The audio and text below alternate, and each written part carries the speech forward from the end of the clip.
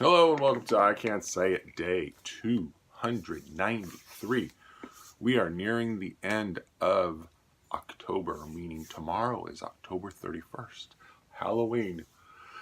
And then Thursday is November, which means we're 1 month away from December, which is the month of Christmas, and then then the whole year starts all over again. Woohoo! How do you feel about that, folks? I'm not sure how I feel. Coming up. So, I've been thinking maybe it's time we think about what the Democratic Party, the Republican Party, and independents should be focusing on this election. Because there are many issues out there. Let's think of what they are. The first one that comes to mind is health care. What are we hearing the Republicans say about health care? Well, all we really hear is we're in favor of preconditions. Shoot, what's the phrase again? Preconditions? I guess it's preconditions. Pre-existing conditions. There we go. Pre-existing conditions. Well, we want to make sure that those are protected. Yeah, it gets me thinking.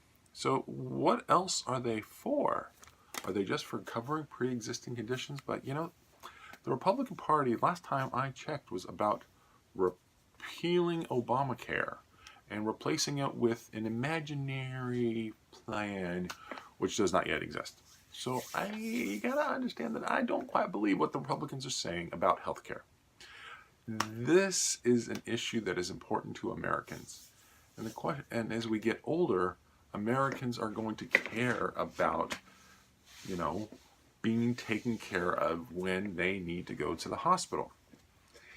And so the Democrats have been proposing Medicare for all, which sounds like an interesting idea from the perspective of, well, Medicare is already in place.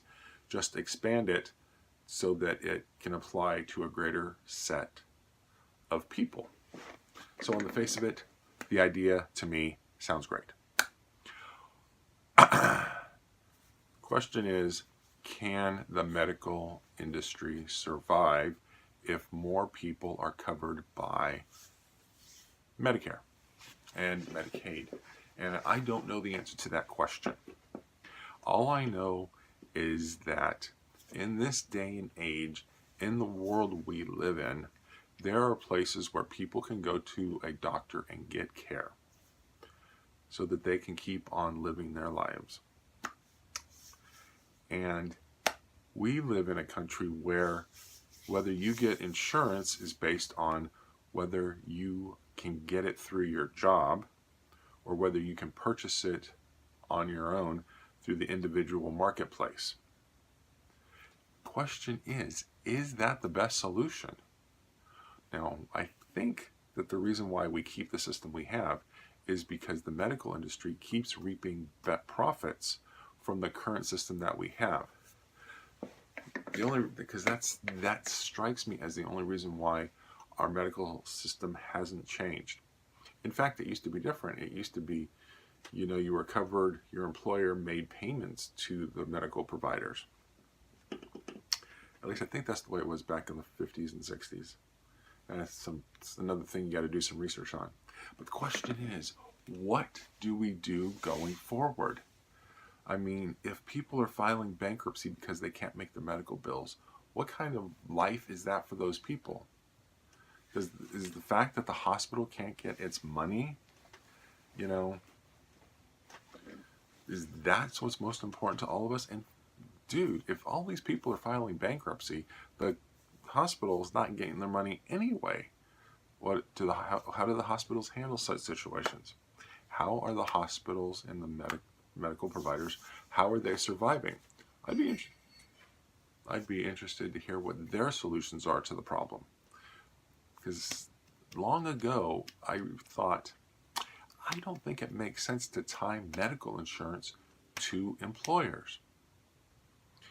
There is the possibility of going with what Japan has, and Japan has medical insurance. You can have a medical insurance, but you can participate through an association, and you can have purchase supplementals.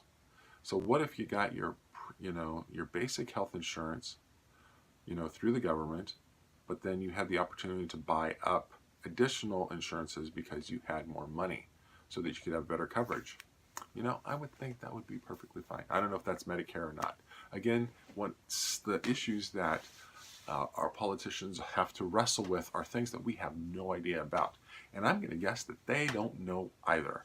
That's why there are experts out there, and hopefully that's why they employ the people who can talk to the experts and get an understanding of what's going on and what to do.